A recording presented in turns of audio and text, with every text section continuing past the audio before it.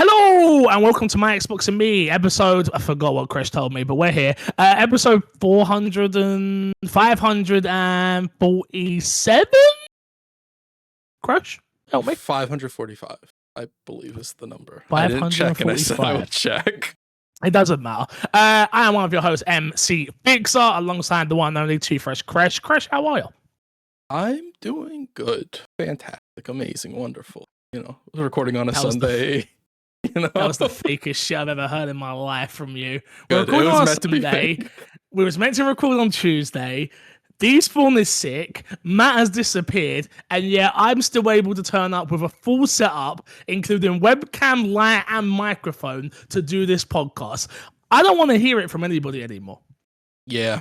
I'm just saying, I don't want to hear it from anybody. Like, next year, Crash, I'm going to get militant. I'm letting everybody know. Next year, everyone's, oh, Fixer, you're the boss. Blah, blah. Next year, I'm the fucking boss. Get out my fucking way. Get the work done, or get the fuck off the podcast. You know what I'm saying? Yeah, I think we need boss man here, Fix. You know, you need like actual boss man, not like. I'll be not fake boss man. I'm here.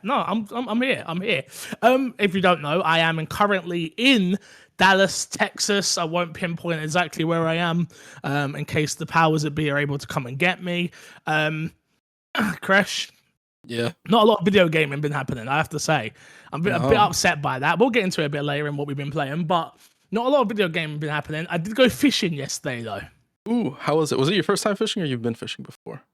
I've been fishing before in the UK. Not quite like this. This was an old fisherman with his boat, throwing 4 people on and expecting me to know what the hell I'm doing. Ooh. Do you like fishing? I've been fishing once in my life and found it an enjoyable experience, but not so enjoyable that I'm like, I need to go fishing again. Okay, how do I say this? I hated it. Yeah. Wait, first of all, I'm not surprised you hated fishing. I hated it. Let me tell you why I liked fishing. I caught a lot of fish. That's why I enjoyed fishing. So a bit of context. We didn't catch a lot of fish. We had to be up at 5:30 in the morning, which already, when you're on vacation, not exactly what you want to be doing. Let's be totally honest. 100%. Number 2, we didn't catch a lot of fish. I caught 2 fish the 8 hours I was out there. And number 3, it was freezing cold. So it's not like the weather was like amazing, no wind, you know, you just sat on a boat chilling with the boys. No, I'm getting wet. It's windy. It's cold. I'm freezing. It wasn't the experience I was hoping for. But in the same breath, my auntie Pam, who that's where we're staying with at the moment, she likes to do this. She likes to put me in situations that she knows I'm gonna hate, and I'm pretty sure she does it on purpose. Just wants to test you, see what you like, you know. She wants to give you new experiences. She's testing me. Is that what this is? New experiences. Do you know what I like to experience? I like to experience the food I've eaten so far. So we'll go through that before we get into gaming. I went to this barbecue spot, Crash. Oh, good. My God. Put it this way, it was so good. By the time we got home, I fell asleep on the couch, and I was out for the rest of the night. It was good. It was. That's how you know. The one thing I will say, it was heavy. It was heavy. That's a lot. I've never experienced a meal. That's true, but I've never experienced a meal that, you know, you can feel it. I could feel it. Like I could feel every inch of it. Let me tell you, like he felt like a man. No, let me not. Well, I could feel every inch. I will just leave it out of the imagination for everybody. Okay. But yeah, so that's what I've been doing. We were on the plane. I was gonna play my ROG. Didn't get it out once. Is there a reason for that, or just? It's not the. I'll definitely use it on the way back, but I ended up watching an anime, Crash. I downloaded like 10 different animes. Yeah, exactly. What did you watch? Exactly. So I watched Beastars. Beastars, yeah. Do you know what that is? I know what it is. I've never watched. Oh, okay. You liked it? Interesting. I don't know. It's the one I with watched I the watched all bunny of and it. the wolf guy. The Yeah. bunny and the wolf, and the wolf I've never wants to fuck watched the it. bunny, and Yeah, I've never. yeah, I've heard it's and really good. I've never in my life watched that. it's interesting. I liked what was around it more than the main story Actual. plot of wolf and bunny. That You're part, like, I've watched what's the I've seen Zootopia? I've Twilight. watched Zootopia. I've watched. I've seen Twilight. It's the same premise. Human with a vampire. I get it. But yeah, no, the animation itself was amazing. So yeah, I watched that, and then I started watching. Is it Baku? Is that how you say it? Baki, it might be Baku, I don't something know. like that. I started watching that one as well. Both Netflix originals. But yeah, I'm on an anime vibe right now. Trying to broaden my horizons. Speaking of broadening the horizons, this is My Xbox and Me, our weekly Xbox podcast right here on youtube.com/My Xbox and Me and all podcast services. If you'd like to support the show financially, patreon.com/mcfixer. Go and drop us a subscription over on youtube.com/My Xbox and Me currently, but it's technically the MXAM channel. What am I forgetting to promote? Nothing really. Check out the Twitch channel if you haven't already. 2026 is going to be a big year for us. A lot of planning already got into place. Chris is going to stream once a week, You guaranteed. keep saying this. I just want to. I know, because I'm the boss man. You know what? If Bossman says I have to stream once a week, I have to stream once a week. I I think we need to. I think as a collective. I don't think you're wrong about I that. think as a collective, we need to stream 2 times a week. Because I'm going to cut that to my channel to 3 times a week, leaving 2 open days. So I think as a collective, we should stream on the channel 2 times a week. And what I think we should do is one person that week that is free is able to take the stream for that week as the solo one, and the other ones, whoever's available, jumps on and we stream together. Whatever it That's is, what I think we should do. But hate that. yeah, go subscribe for the live stream stuff. And yeah, let's get into topic of the show this week, Chris. What have you picked for topic of the show? I figure we do. It's a little bit of an old story at this point, but Game Awards was last week, and that's what the podcast was all about. We have the Xbox confirmed the developer direct for Fable, Forza Horizon 6, and some news came out about Gears of War Coalition that we can add on to the story as well. So Matt Booty says Xbox Game Studios has so much coming down the pipeline in 2026 that a good chunk of news will be held back until Xbox's developer direct in January, and even then, that won't cover it all. I can't share exactly what's there, but we've got a lot of stuff that we're shipping next year. In fact, usually developer direct is about highlighting what's coming up for the year ahead. This year, we've got more stuff coming up than we can fit in one show. Booty said. So I will tell you that Playground Games, developer behind Fable and Forza Horizon Game 6, is going to be in the developer direct. But we'll have more stuff coming next year to ship, and we can fit in one developer direct show in January, which is a good place to be. And then the additional story about Gears of War, which maybe from the sound of that doesn't come out, but we can talk about that. Gears of War E-Day confirmed for next year. This is from Crump, who is, I think, the lead director for Coalition with the new Gears of War. If I'm not mistaken. This is our most ambitious game yet, entirely built from scratch in Unreal Engine 5 to feel like Gears and play like new. This is a return to our roots as Marcus and Dom face the Locust for the first time ever. It's the best place to jump in for the Gears universe, and we can't wait to share more next year. So let's start with the developer direct news. You know what I'm gonna say, right? I don't want to be negative. I'm in a good mood. I'm on vacation and whatever, right? But just shut up and show the game's Xbox. Like, that's generally where I come down on this. I'm so sick of hearing about we've got so much in the pipeline.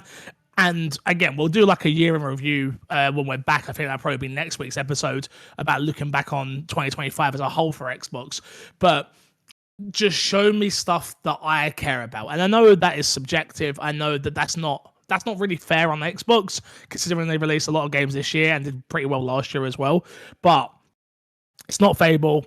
It's not State of Decay. It's not Gears. It's not the properties that I necessarily care about. And yeah, they're talking about they've got a lot to come. Good. I'm glad you got a lot to come. Shut up. Show me the games. Let me see. How are you feeling about this? Yeah, I think I'm pretty much in the same place with that. I think this is a good reason for why they weren't at the Game Awards. I will say, of like, hey, we have a lot to show, but I'm gonna be a little bit of a a Debbie Downer on the statement a little bit, because if you had so much to show, you saying that's why you aren't at the Game Awards or showing stuff earlier doesn't actually make sense. Well, unless, to play devil's advocate, unless they're planning on doing, because they usually do 2 shows, right?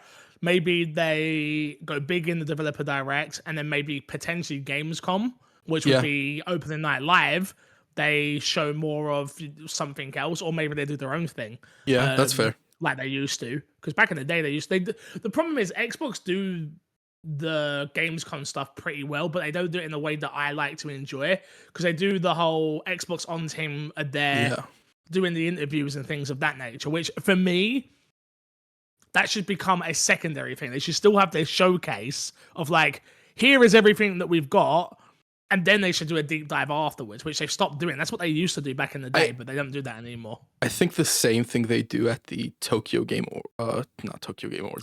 Show would work as well. Yeah. Where it's very much, it's not quite to the level of a developer direct or something like that, but it's still very much like, here's everything we have in slate and like people we're partnered with and stuff like that. I think that would work pretty well as well for Gamescom. And maybe they are taking that part and like you're saying, that's what their plan is this year. Like they're like, people didn't really like what we did this year, or people are indifferent or whatever. Maybe we can build up more Xbox hype to keep Game Pass subscriptions going and whatever. I mean, that's the different lens to look at it, right? That's the problem, right? Is we look at it from a lens of new game releases. They look at it from a lens of how to keep subscribers, which whether or not you like that or not, it doesn't really matter. So yeah, all they've got to do is keep feeding that machine content, and people will be relatively happy, and so will shareholders. Not that Xbox are public. Are they public? They are. They're publicly traded, if I'm not mistaken. Yeah. So it also makes sense why the big push here is that we have more than just the stuff we can fit in developer direct. Like, stay subscribed if you are subscribed. We have stuff throughout the whole year, is what it sounds like as well. Yeah. Do you think there's anything they could do to get you back? The Game Pass? No, yeah, because I do understand that the platform of Xbox isn't, you're not in love with that as much as you was once upon a time. But obviously Game Pass PC, and like not even just PC, like looking at, I know you don't care about the ROG, but like looking at the way that whole ecosystem now works is very interesting. They'd have to have, I think, more than 3 big games come out that I know will be bangers, and I don't think Xbox can do that for me right now. Like this year at all. Yeah. Like I don't think they can announce 3 games and I'm like, I know these games will be huge. Yeah. Look, let's say 2026, we look at that. Fable, Gears, you don't care about Forza, you don't really care about I'm good skipping a Halo. I'm good. Like right now with where I am at Xbox, I'm good with skipping Gears of War if I don't like the way that it looks, is how I feel right now. Which to me is a crazy statement. I will slap you. How dare you? I'm just saying.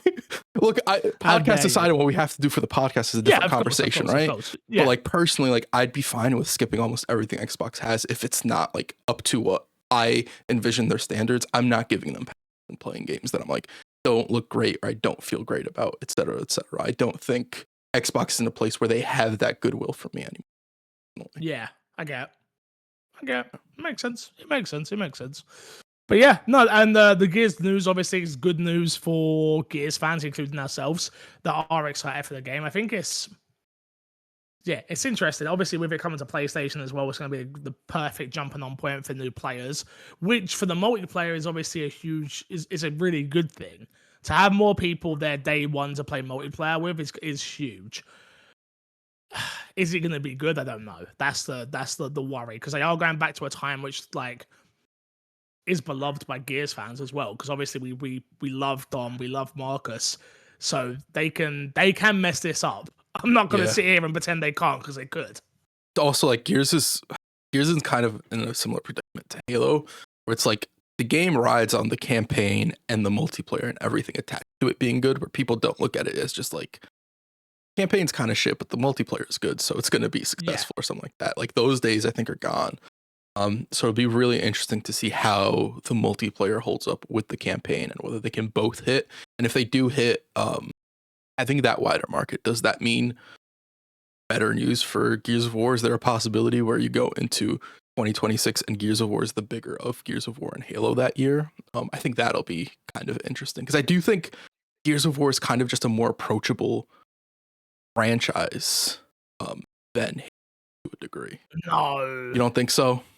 No, I think I'm the outlier. I think more people, more casuals, give a crap about Master Chief than they do about Marcus. Sure, but I think when you're looking at a younger demographic, that like adherence to Master Chief doesn't exist. I'm talking to people who don't like, who are like indifferent to both right now. I think the pro military shooter, which is Gears of War realistically more than it is Halo, I think is the easier sell.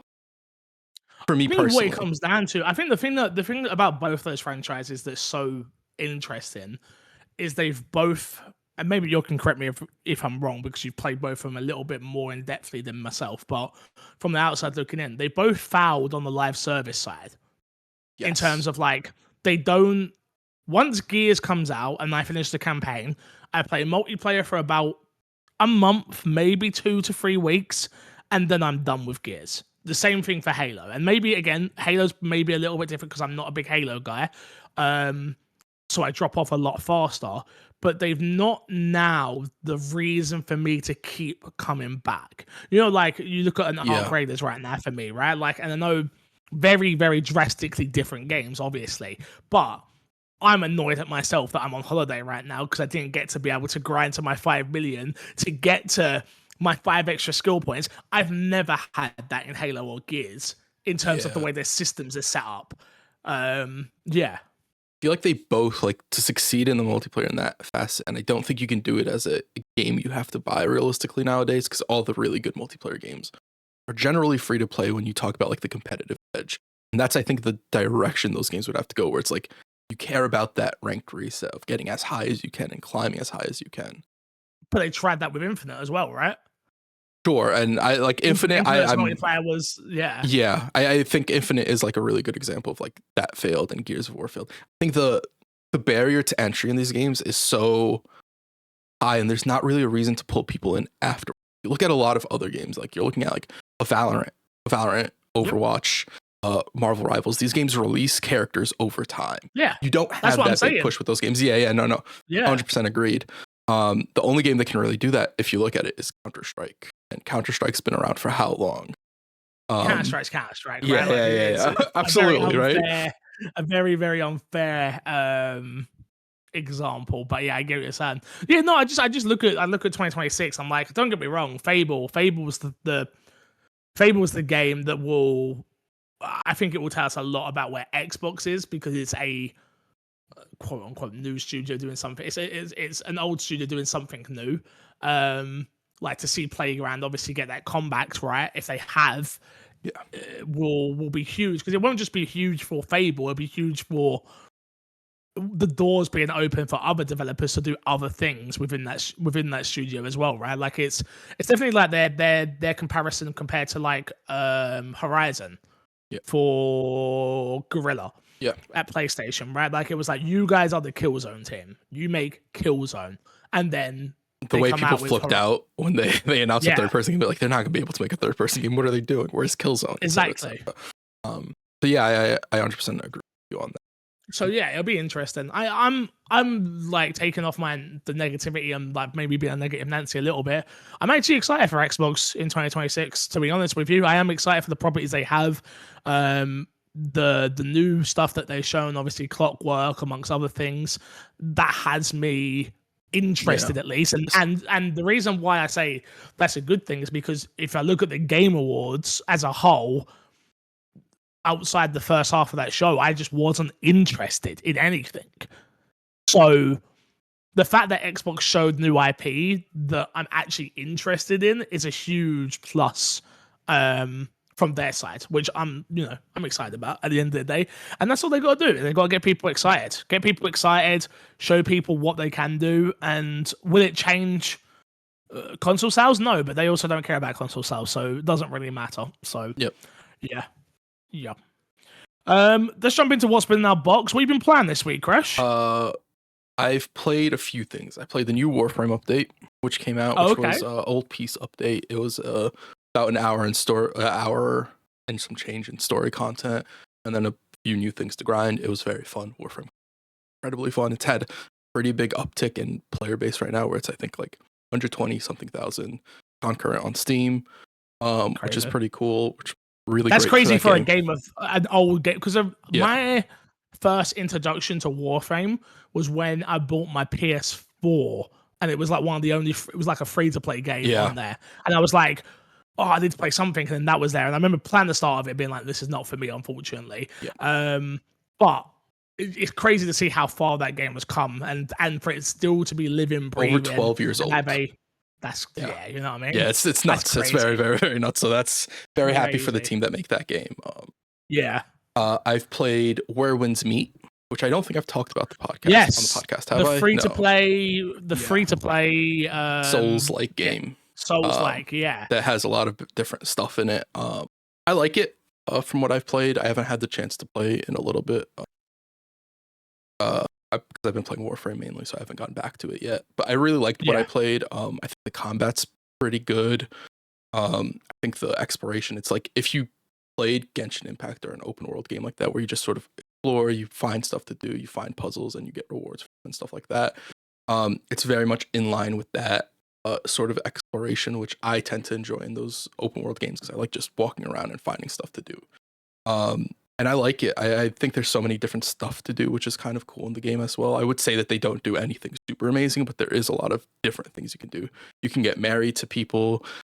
If you commit a crime in the game or you cheat on the person you're married to, they can put a bounty on you and you can get arrested, and then you end up wheeled around in a cart and people throw vegetables at you. It's very shame.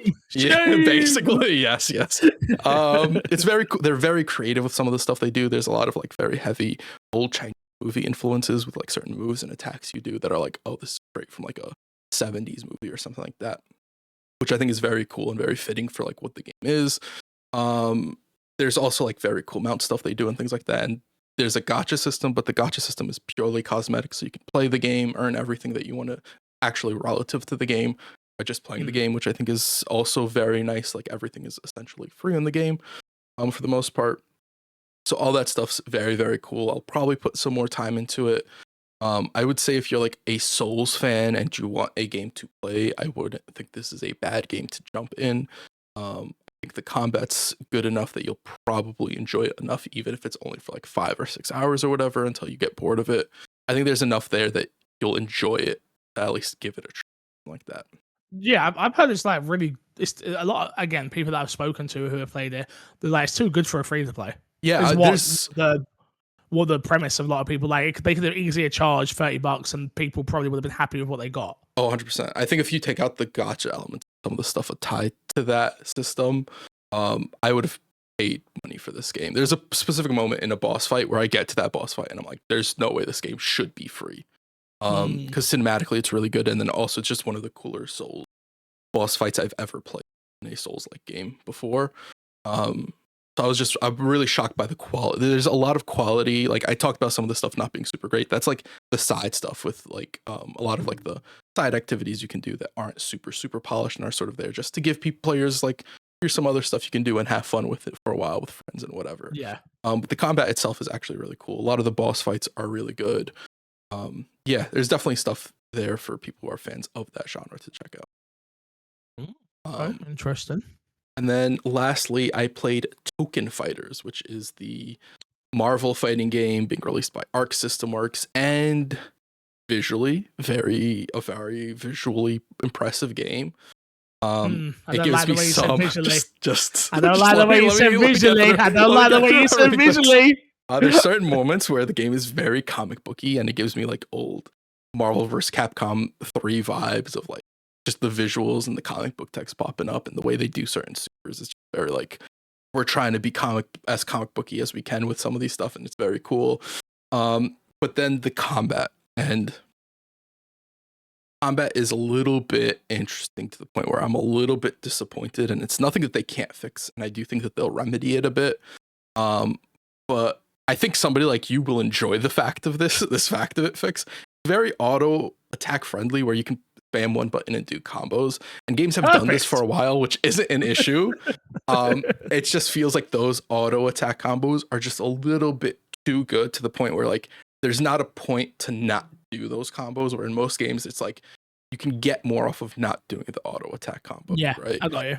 And like I played mostly Ghost Rider, and Ghost Rider has an auto attack combo that can start from half screen, and it's just kind of busted in OP. And if you try to not do that, and the other person is doing that, and it's like I have better fundamentals, it's just that's kind of like a crazy thing. It's like, okay, well, I'm just gonna resort to that one thing.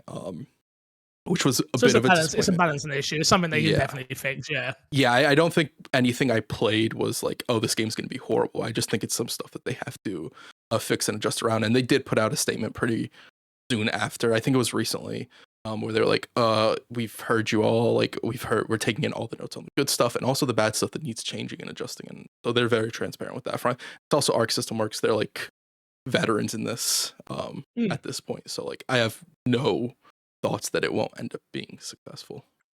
Do you think there's a part of it could be that they're trying to go for that casual audience as well? Yes, because there isn't a big, I would say,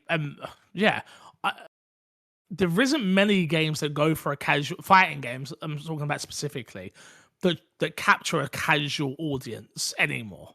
No, I mean you have like the closest thing is Mortal Kombat. Like the hard thing with fighting games is you have to capture the casual audience and then you have to capture the hardcore audience. And you tend to only do one or two. If you look at the most recent Mortal Kombat, that's really just casual game.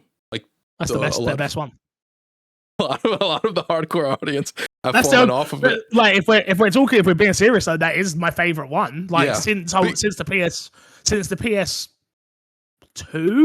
since Tekken Tag Tournament, no Mortal Kombat.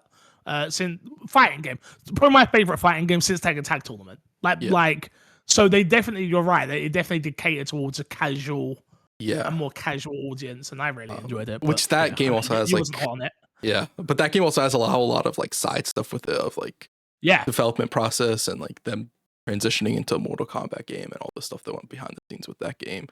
So I'm sure like that adds to like why that game ended up the way it is. But besides that, it's really hard to like be a long-standing fighting game and be successful in the long term, especially when you look at like, I think Evo numbers came out for Japan recently, and I think like a large number of like the entrants for fighting games, it's mostly just Street Fighter.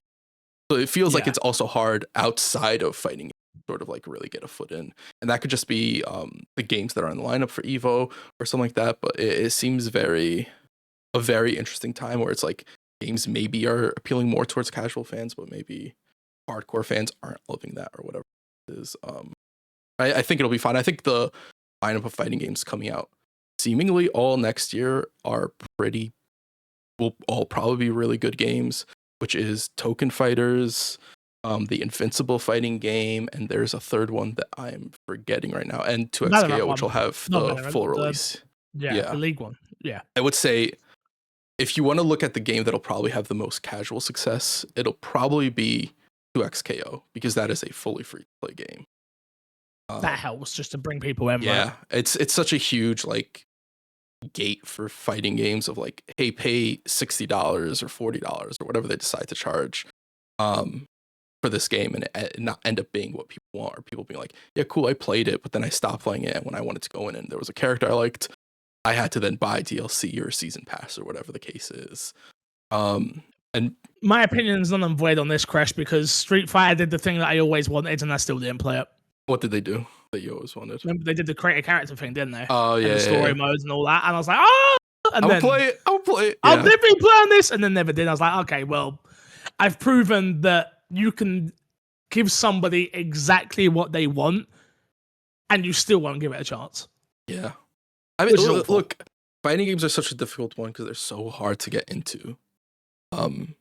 There's no, you don't really play with friends unless you're playing against friends, and because it's an against nature, it's very easy to be like, I'm just pissed at you now because I just got my ass kicked for 2 hours, exactly. So I don't even want to play this anymore. I'm gonna go do something else. Yeah. Yeah, I get you. Anything else you've been playing, or was that it? That is it. I played nothing, man. Since the last time we've spoken on the pod, no, I like I say, I had every intention of playing Marvel Cosmic Invasion, I think it's called, on the ROG. I loaded up Arc Raiders to make sure I was doing the expedition, because you have to log in and do that, and they've given out 1,000 Raider coins or tokens, I think they're called in the game. I don't know if you've logged in. If you haven't logged in, you should do it. Just get the cosmetic stuff. I know you don't care, but yeah. And then I sat down to play it, but then I had to play it with a controller. And the minute I started playing that game with a controller, I was just like, nope, I'm okay. I have no interest at all in playing this game with a controller. Mm-hmm. So yeah, I haven't played that. And then yeah, I've just been busy here. Like, we're not even like crazy busy, but just no downtime to play a game, you know? Like I said, I've been fishing, Crash. I'm being an you know what? You should have done. You should have taken your ROG Ally while you were fishing. Crash. If you don't think I was tempted, you're crazy. But the boat was not big enough. I'm glad I didn't, because the boat was not big enough. It was not big. It was I almost died on this boat, Crash. Did you really, or is like the chairs were not? The chairs were not mounted into the boat. Oh, interesting. So as you were going, the chairs were jumping up. Oh, yeah, Crash. It was. I would have. I was put this way. I was in Oklahoma. I was in Oklahoma. Yeah. So shout out Oklahoma, but yeah, that's what I'm gonna say on that. Okay. Okay. All right, let's get into this week's dashboard. This week, Crash, what we got? First story up is Netflix considers Warner Bros. Games to be pretty much worthless. The news that Netflix is trying to buy Warner Bros. didn't ever look like it would be good for gamers. But a recent investor call by the streamer suggests that things are a whole lot worse than we previously imagined. Netflix co-CEO Gregory Peters told investors that when it came to Warner's gaming division, didn't even factor it into the $83 billion deal. It was apparently considered to add nothing to the company's overall value because they're relatively minor compared to the grand scheme of things. I call bullshit. Now, I know this is an old story, but we didn't talk about it last week, so we're talking about it now. What a load of bollocks. Did you just see that Hogwarts Legacy celebrated 40 million sales? Yeah, to be fair, I think this comment is probably like semi taken out of context on what Gregory Peters meant. And he's talking about like Netflix personally buying Warner Bros. Games is like Warner Brothers is not like the games had nothing to do with it, would be my assumption. Not the games have no value. More so that they're buying it for like the streaming and the movies and all that stuff. And I think that's a given, but like again, it's just not. I don't know why the CEOs come out and say certain things. Like I get it seems like a harmless comment to say of like, because what he's pretty much saying is like, yeah, we bought this and we're glad we have it, but it wasn't the reason we bought it. We don't see any value in it, and that's not why we bought this. Yeah. That's pretty much what he's saying, in a more casual tone. But yeah, it's not true. Like at the end of the day, like they don't realize how good they've got it with some of the properties they have. If they're able to, I don't know what they're gonna do with it. Like because obviously the news came out that Paramount have withdrawn from their bid for it and stuff like that, and that's all pretty much done now, right? Yeah. So it's literally just down to the right approvals before this goes through. I think Netflix are going to find out that they've landed on a gold mine and they've got some of the most important IP, and it just depends on how they're going to choose to use that IP now is the thing, because as long as they keep the game studios like whatever's working on Hogwarts Legacy, whatever's working on Mortal Kombat, or what's the other game they do? Mortal Kombat or Injustice, thank you. Injustice, everything else they could license out the IP to. Yeah, that's what I'm hoping. Like I think that is kind of a best case scenario. That they and do Batman, license Batman, yeah. They license out the IPs that they're not gonna do anything. It approaches them for a really cool Superman game. It is, or I mean, even down to the remnants of whatever the Wonder Woman game was. Yeah, like there has to, because you got to remember that like, there has to be, that game was clearly worked on in some capacity, in terms of ideas and stuff. Maybe they can turn that into a smaller project. I will also say, like, one of the silver linings, if you want to like really like try and find something to be maybe excited about, is the possibility of the Nemesis system. They don't have a reason if they don't value the gaming division as much as they say they do. then there's no reason for them to be like, nobody can use the Nemesis system, right? I think they license it out. Yeah. I think that will be. I think that will. I doubt a business. I mean, I think they've only got like a year left on it, isn't it? Or is it 2030? I might be wrong. It might be 2030 actually. Yeah. I think they might have 5 years. I mean, they're a business at the end of the day. Why give away something that clearly people want? And I'm sure there are plenty of game developers out there that have inquired about it before now. What I will say is they are probably more open. Netflix as a whole, and again, we say this. I've kind of seen the inner workings of these big companies now. Netflix don't even have a clue. It's now going to be down to whoever's in charge of the games branch of still Warner, and maybe people will be fired, people will come in. We just don't know. You generally just don't know. We say Netflix. It's got nothing to do with Netflix. Netflix are not going to have a bloody clue what they have right now. They're going to put someone in charge. It's like, you deal with it. As long as we're making money, we're cool. Exactly. All the people that are already in charge there will be able to then maybe maneuver a little bit differently from how they were previously. You just never know with a takeover like this at the end of the day. Like, a lot of things change, but a lot of things stay the same at the end of the day. So, yeah. And then people get fired, unfortunately. So expect that to come out of this. Maybe not now, maybe not for maybe 2 years, but there will be a mass firing over at Warner Brothers, which we already seen, to be fair, just so we're aware. There was already a lot of people let go of at Warner. So yeah, don't be shocked if it happens again. But overall, I'm kind of excited for this, if I'm being honest with you. Like I say, I do feel like Warner had been asleep at the wheel for a little while when it comes to their gaming division outside of Hogwarts, and then Lego and Mortal Kombat. So if there's more they can extrapolate out of that through this, amazing. And if not, like we just said, license. If you're telling me we can go out there and people can license certain IPs like Disney, like what Disney have been doing, why not? Disney's kind of the blueprint here, really, isn't it? Like, especially once we see the Wolverine game. Once that comes out and is good, well, because that will be Spider-Man and Wolverine. Nothing else is, unless I'm mistaken. Nothing. When I say this, nothing else big. Obviously, you got the Marvel Invasion comics thing that we just spoke about, but like Marvel Adventures would technically fall under this, no?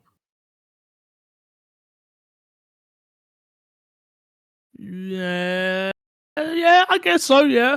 That was Square Enix, so that would have been, but that failed. So that goes against my argument, so shut up. No, but like from good stuff. Yeah, but even then, the ability for the game to exist, even if it didn't end up being like a success, is nice, because you see so many IPs just don't get anything at all, even an attempt at good. Hear me out. Yep. New Avengers game? Would we actually we played Avengers? Oh, it's not like we didn't play it. Well, at least I know I played a lot of it. I played a lot more than what people probably realize. Like me, that was Haley again. That was a Haley game. Haley always likes these shitty games. I can't lie. She does always get into these like really bad games. So we could get a new look. You can get a Justice League game fix. Go for the Justice League. You love Batman. I love Batman. You keep saying I love Batman. I want to make it very clear. I love the Batman. And as long as I get the Batman too, we're fine. And Netflix, I'll keep paying for you. But the problem is, by the way, be ready for a price increase again because of stuff like this. Well, yeah, because the purchase is going through. You're either going to see the HBO service going up, or Netflix service going up, or both going up.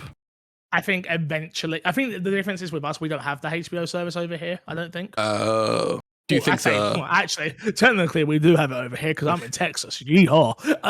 But in England, we don't have HBO. So I wonder if they'll do the thing where they put some of the stuff. It will be regions, right? So like they'll be like, oh well, we can now put a bit like what Xbox did with the Ubisoft stuff. Well, they had to do the streaming stuff, and it's a whole thing. But yeah, what we got for a second story, Crash? The next story: a new FIFA game confirmed by Netflix, developed by a studio that's yet to ship any. FIFA has announced its next soccer game will be published in partnership with Netflix, and developed by a new studio, Delphi Interactive. Following the end of its partnership with EA in 2012, FIFA announced it was working on a portfolio of Web3 games ahead of the FIFA World Cup 2, but nothing's come out since then. And according, yeah, and so they've announced the next FIFA game. I want to read this one statement that I particularly picked out because this will excite you. So what they've said, this is from IGN's article. While we haven't seen any screenshots, let alone gameplay, a press release claims that the game will be fast to learn, thrilling to master, and built for anyone to jump in and either playable either in solo or online without a controller, as all you'll need is Netflix and your phone. I'm glad that was in the statement, because I was about to say, let's be honest, this is just a mobile take on FIFA. The biggest news of this is that somebody was able to get the FIFA license outside of what EA was doing. So expect nothing from this. I still believe that 2K have the FIFA license as well, because clearly it's not exclusive anymore, I would say. So this will be Netflix's mobile FIFA game that no one's going to give a crap about. What this does excite me for is that probably 2K are working on a soccer/football game, and that gets me excited. Question: why do you assume that FIFA's not exclusive? I just don't see them going exclusive with a... You don't think Netflix would pay out whatever it takes? It's so much money. I think FIFA have learned as well that, like, okay, well, we don't have EA money anymore, so nobody's willing to pay I think it was like 500 million. I could be misquoted there, so you might have to do your research yourself. Don't say that as verbatim. But I'm pretty sure just to start making the FIFA game as an exclusive license thing was like 500 million. Now, maybe I pulled that number out of my butt. That sounds like a lot. I think it was something crazy. I can't remember exactly what it was that EA were paying, but it was something stupid. And I just don't see any company paying for that doesn't have a very well microtransaction. Go on. They wanted the deal was 150 million per year, but they wanted to make the deal 250 million per year. There you go. Okay, so I was off by 250 million, but so EA were paying 150 million. They then said no to 250 million. There's no way Netflix has paid 250 million to make this. I just really quick. They paid 88 billion with a B for maybe they got a good deal on the Warner Brothers situation. They were like, we saved 250 million. No, I think this is just FIFA as a whole opening their eyes and gone, okay, no one's going to pay that, but we might be able to get 10 million here for this mobile game. 2K will give us 50 million here, and then we can still license out the FIFA IP to other things. That's what I think is more realistically happened. Yeah, they could also I don't know what the EA deal was in terms of like them getting profits from the game. They could structure a deal where it's like, yeah, you get the IP for cheaper, and then we just take a percentage of whatever you end up making off the game as well. So there's a lot of different revenue. Yeah. So no, if you're asking me if this excites me, no, it doesn't at all. But yeah, interesting nonetheless. Okay. Yeah, moving on, Crash. What we got? The last story we have for the week, which is Xbox US console unit sales just reached an all-time low in November. I'm just gonna skip to it's the lowest it's been since 1995. This is an IGN article again, and I'm gonna skip to the important part for what we're gonna talk about, which is according to Circana senior director Matt Piscatella speaking to IGN, Xbox Series console sales were down a whopping 70% year over year. That's a huge drop. Other console sales were also down, with the PS5 being down 40% year over year, and the newly released Nintendo Switch 2 combined with Switch 1 down 10% from Switch 1 sales only last year, which is pretty shocking on its own. So huge drop in console sales across the board for holiday season, with Xbox seeing the largest bit with 70% down year over year. I would be curious, because I don't think this includes the handheld. How well the handheld Wait, why? sells. That's on Xbox products. That's a very good point. Yeah, that's an Asus product. So you'll never see those type of numbers reported in stuff like this on the Xbox side of things. Yeah. I mean, this is not surprising, to be honest with you, for a number of reasons. For Xbox, this is not surprising because Xbox have no longer. Okay, apparently my computer is about to restart in 6 minutes. Not now, thank you. number one, Xbox don't care about console sales anymore. They've shown that with their actions. They've shown that with the way they are maneuvering. We talk about every goddamn week on this podcast at this point. So I'm not going to bore you again with it. Maybe I will.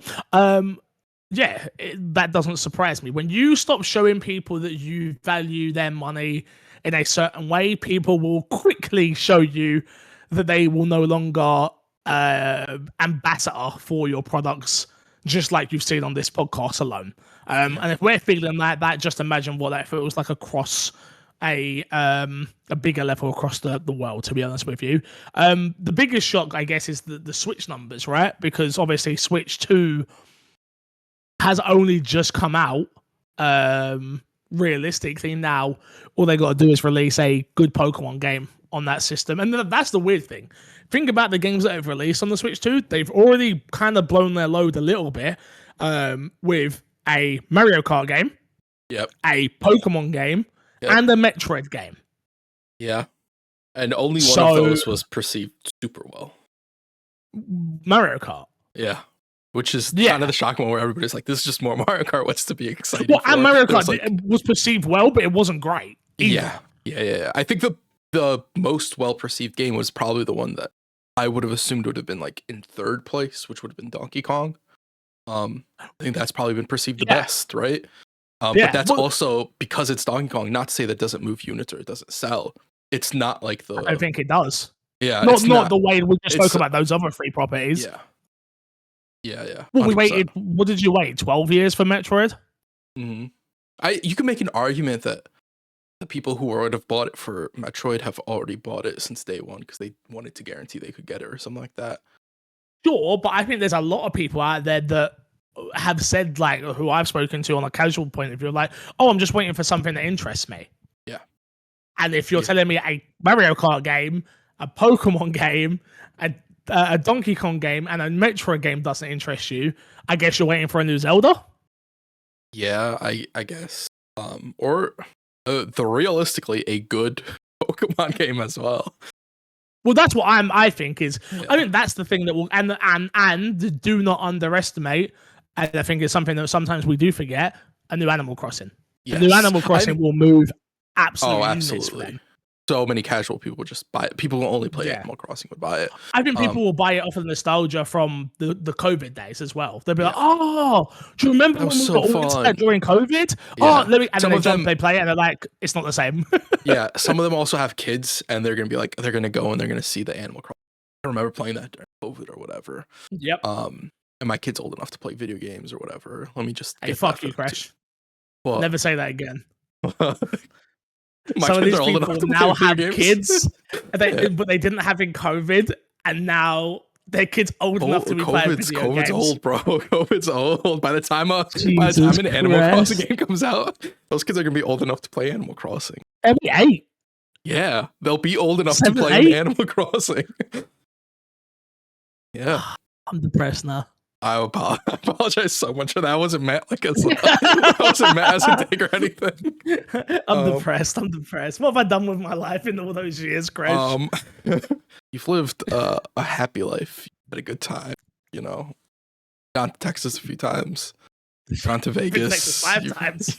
Yeah. Thanks, Crash. Thanks. We'll do my therapy and me after this. Speaking of Switch, just for one more second, I am interested to see how the Pokemon Stardew Valley type game, Animal Crossing type game, whatever you want to call it, how that does.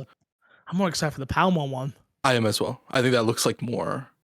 It looks more fun. Yeah, I don't know. I'm interested to see where both goes. I could see the Pokemon one being very, very fun. The problem with the Pokemon one, with everything Pokemon ever does, even if that game is good, I don't expect to ever get another version of that game or to get a big update to that game. I think you will get that. Sorry, and that'll be it. Of what? What Pokemon games? The Animal Crossing one. Animal Crossing. Got you. Yeah. No, I agree. It will come out. It will be good or bad, and then it will not exist anymore in people's minds. It's not like we're going to see. Well, maybe I'm wrong, but I just don't see them. I hope so. Updating it like it's one of the biggest issues with Pokemon in particular. Of like, they'll do these side things or these cool things, even in the mainline games, and then future stuff will come out, and they're like, basically forgot it. They'll keep like some stuff coming over. Like I think I don't know if the newest one has raids as well. I'm gonna say I think they don't think so. but X and Z you're talking about? Yeah. Or whatever X. Yeah, I think. Yeah, X, whatever the I latest one is, I forget. Yeah, no, I don't think that has raids. Yeah. So it's the like end game is something to do with letters. I was talking to JoJo. She was talking about, oh, I'm on B. I'm like, it's cool. the ranked, I think, isn't it? It's like going up in the Pokemon battle ranked system or whatever. It is what it is, you know. I'm like, I don't know. That's not like. And then to switch over to PlayStation, the reason their sales are down is because they've released nothing. Yeah, you'd imagine anything. Yeah.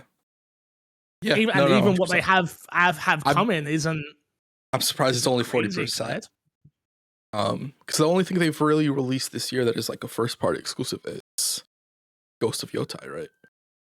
Yes. And no disrespect to Ghost of Yotai, which I'm sure is a phenomenal game. I will eventually get around to it. Not a game that the everyday, that's a Tom at his house season advert probably isn't going out there for Ghost of Yotai. Where the game that feeds the hardcore PlayStation fans. Yeah, I think Wolverine is going to help them move some systems and some units. Did I tell you that I've been I looked at my place. I logged in the other day for the first time in not years, but months, and I have no platinum trophies at all. So I was like, in 2026, do I just become like a trophy hunter? Oh, should be. Trophies are more fun than achievements. Too much work. No, fuck you. Achievements all day long. Fuck you. I hate your guts. Fair reason to hate my guts. My guts. I hate your guts. We can't do the game show this week, obviously, because we don't have enough people, but we will do some questions. Yes. So remember, you can email in myxboxandmepodcast@gmail.com, or you can join our amazing Discord like many hundreds of people are already. Go join it in the description below if you haven't already. Let's do some questions before we get out of here, Crash. Yep. First question is from Ken Doyle. Do you think the current ticketing price of RAM and some companies focusing on supplying AI firms big impact on the hobby? Yes. Yeah. Already has. Yep. It's gonna be it's gonna be a pretty bad for whatever the next wave of consoles is gonna be, as far as like console gamers and then PC gamers. Obviously, it'll make something that's already an expensive hobby even more expensive, which might be to the betterment of console gaming and how it's been shaping up. It could possibly be a silver lining for the console space. It depends. It really does depend on how well Microsoft and Sony and Nintendo, I guess further down the line, but whatever, can handle the costs, right? Mm-hmm. Because the only problem, I do agree with you. I think literally right now, if someone was like, "Oh, my son wants a gaming PC," I'm like, "Oh God," I would be shaking, right? I'd be like, "Oh God!" Like I said the other day, someone said to me, "Oh, how are you looking for like PC stuff?" And I was like, "Thank God that Intel gave me a new PC this year." Yeah, because if they hadn't, I would have been looking at my PC being like, "Oh, we're in trouble here, mate. Maybe we're back to console streaming in the next 3 years, like capture card and all that stuff." Because the RAM prices have just gone through the roof, and I don't see them coming down. I do not see it dropping. I feel like we are in a very weird spot. Obviously, I'm watching a lot of American news while I'm here, and they're talking about like the cost of living here, and then the same thing over in the UK. The cost of living is really bad, and it's like, yeah, we're just seeing a knock-on effect even more so to our favorite hobby now. The thing that helped us escape from food prices being high and now means our RAM prices are high, and it's like, oh God, life. The adult sucks. It really does. But I do agree with you as a whole of like maybe if they can get the pricing right on the consoles, I think even people like us will be like, oh, we can't suggest to people to buy a PC if the RAM costs $900. Yeah. But if the console is... The question will be, let's say the console's like, $1,000. Yeah. Like, yeah, you even buy that's the console, more approachable. You buy the console. The price of RAM, yeah. Exactly. Yeah, no, 100% agreed. It'll be interesting. It'll be interesting also Steam's decision to do the Steam console and where that ends up landing them as well. I think that'll be a big player in this factor as well. They gotta be regretting. They gotta be regretting being like, yeah, let's buy a console now. Oh wait, the RAM costs. Oh god, we're in trouble. I will be honest. I don't think they regret it. I think their reasoning was never to get like a big foothold into console space, and I think regardless of where the price ends up, they'll do what they wanted, which is to stop Microsoft's encroachment on their own territory. I think that's really like which why makes perfect sense. Yeah. So I think they, as long as they release it in a reasonable price, they'll be happy with what they've decided to do. Huh. I've never thought of that. Yeah, I mean, like, I think you make a very good point though. Like, yeah, they probably sat there and went, "Hold up a goddamn minute! If you're making a console that can play everything, why don't we just make our own?" Like, yeah, it's if you think about it, like they released the Steam Deck, they've not released a really like big new modification of it. They've been working on that OS and everything. And then if you look at finally them releasing a new thing with the OS, I think you'll get a handheld at some point as well with prices. Who knows where that'll go? But if you look at Microsoft's, discontinued the old one. If you don't know if you saw that, just I think it was today or something like that they did it, right? Yeah.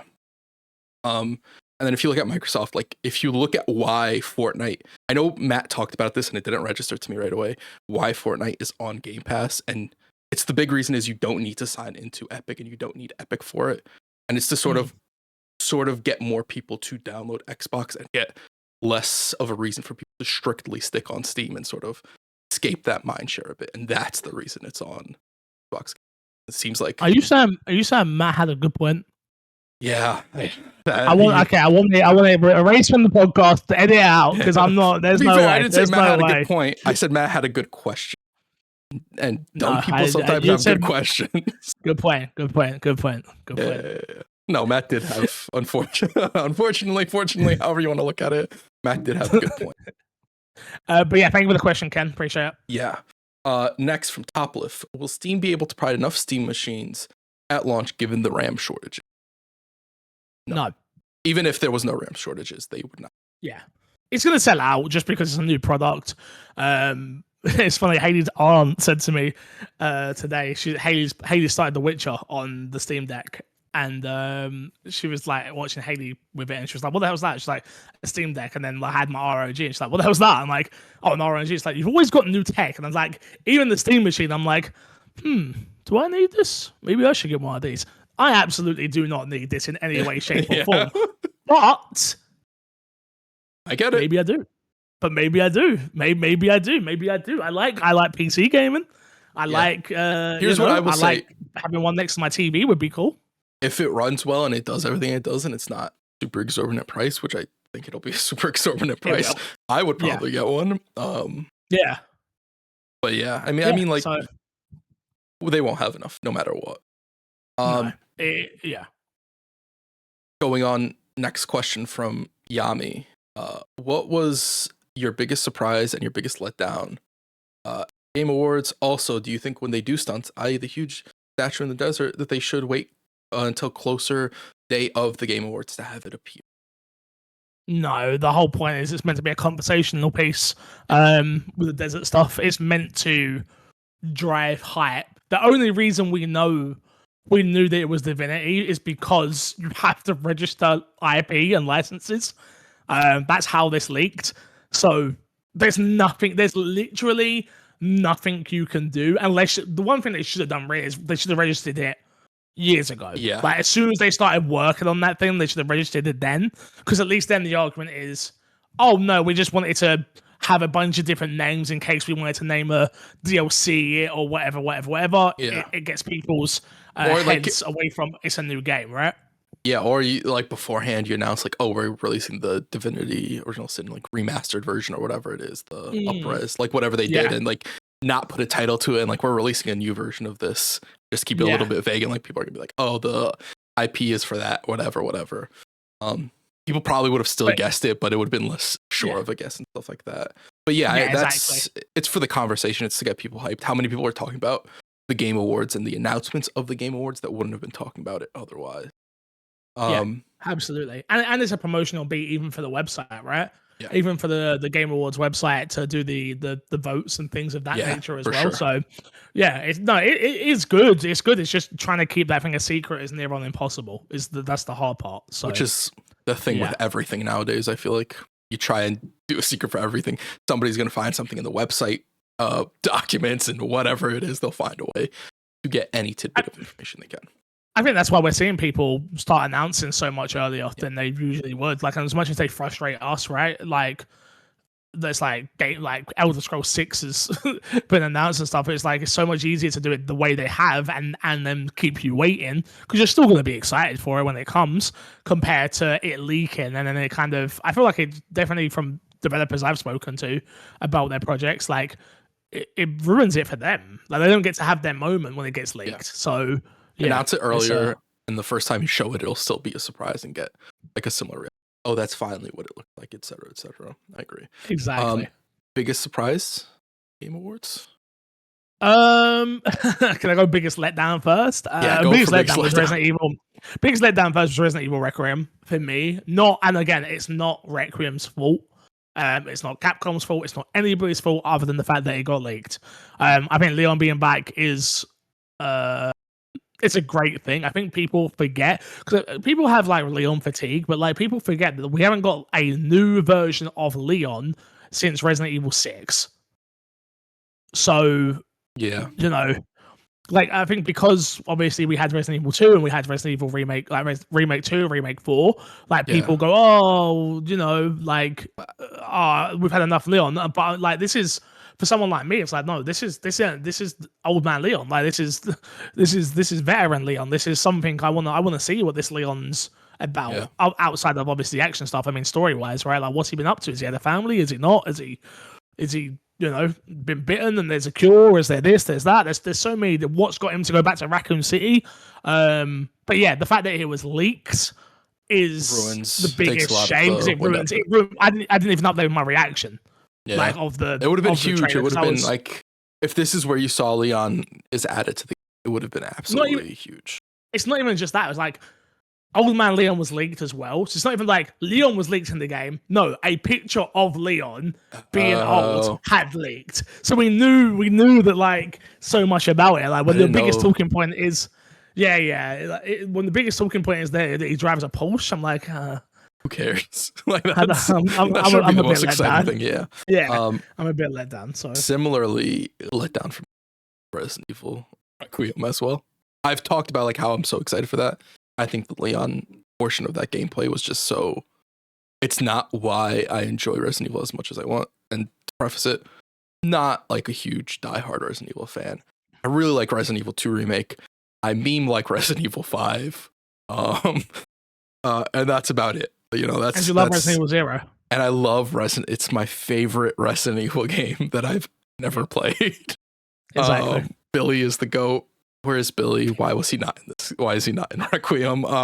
He might be. You don't know. He might be. But yeah, that change in that. I don't like the two different gameplay styles, and I think it's the reason it's as big of a letdown is how much I was actually liking the look of Requiem. Before that, that horror aspect that I was really enjoying the look of that. And so that change is just a little bit disappointing.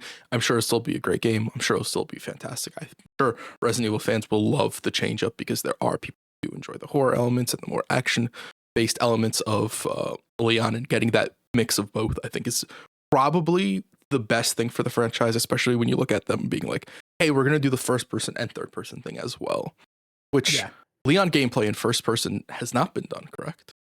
No, we've not seen that action style. Yeah, that'll be interesting. Maybe that in first. Maybe playing that in first will feel better to me than in third person. So there's a possibility where there is a possibility that I will enjoy it from that perspective. We just haven't seen that yet, unfortunately. But yeah. Biggest surprise.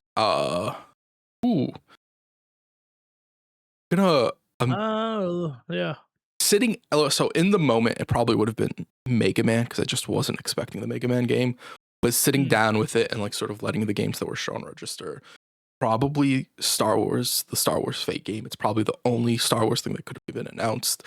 Next to them, the KOTOR 2 or the KOTOR 1 remake that I would be interested in for Star Wars. That's probably the biggest surprise for me. Probably the most exciting new thing that was announced as well for me. Yeah, I'm trying to. That's what I was literally just about to look up on my phone. I'm trying to remember what was shown. I got a peanut brain for things, but yeah, the Star Wars thing definitely comes to mind. Yeah, I mean, outside of that, God, there wasn't. There was the Divinity, which was already leaked. If you knew about that, that wasn't a surprise. Divinity is probably it wasn't really a surprise. Like, it's probably my most exciting thing that's going to come out from this show, but it probably wasn't the most surprising. There wasn't many MC Fixer surprises. I'll be totally honest with you. It wasn't no high guard. It wasn't a showcase that. No high guard, but even that's what I mean. Like, even that wasn't a biggest letdown for me because I didn't know what it was. Like, for me, it was high guard was. Yeah, it was something, right? It was something. I mean, maybe again it leaked. There's something like Tomb Raider, things that I actually care about, that like I cared about, leaked early. Like the Tomb Raider thing, I was super excited about, but it leaked, so I don't want to say that. There was one thing I'm trying to remember what it was called. Though. I'm literally, I can't find it. Right, Gangs of London, Gang of Dragon. Oh, yes. That's probably the most excited thing I am, becoming a new Yakuza fan. Obviously, I didn't know the backstory about like the Yakuza creator making this and all of that stuff. So yeah, that's probably the thing I'm most excited about now. And apparently, it's not going to be too far away either, which is really, really exciting. And to be able to jump in on a base level where it doesn't of that have story, all the where I don't have all this. Don't get me wrong, I love what I've played now of like a Dragon 1 and 2 and like a Pirate. I've really enjoyed those games, and I'm really excited for where that franchise goes next because of what I played with those 3 games.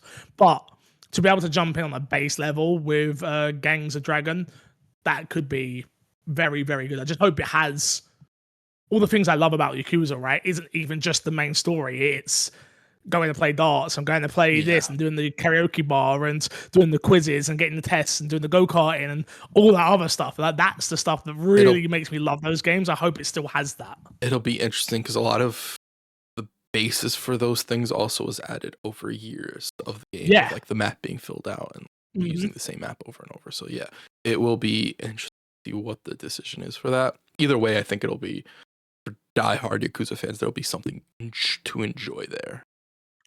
Story alone will be enjoyable, I'm sure. So, yeah. So those are my biggest letdowns and biggest surprises. All right, that is it for questions. We do have a question from Angel Boy for AI. We will answer that when the rest of the boys are here, because that should be a very good conversation to have with everybody. Okay. Let's plug and get the hell out of here then. Crash, what you got to plug this week? You know what I'm gonna plug 2 things. First thing that I'm gonna plug is actually the award show we're doing. We don't have a lot of entrants for some of the categories. I'm gonna be 100% honest. If we don't, like, I wanted this to be a very community thing, and I think I've done a poor job of promoting it and probably could have done better. But if you do have any entrants for any of the categories, just drop them in there. I've got some ideas. If things don't go community driven wise, I feel like we can change our Game Awards show. We could do maybe 2. So we'll talk offline anyway and figure it out.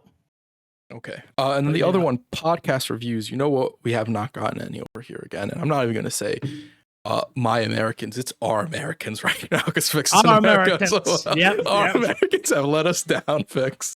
Our reviews. Americans, how dare you? I'm going to throw away the memeing this time. Reviews help the podcast a lot.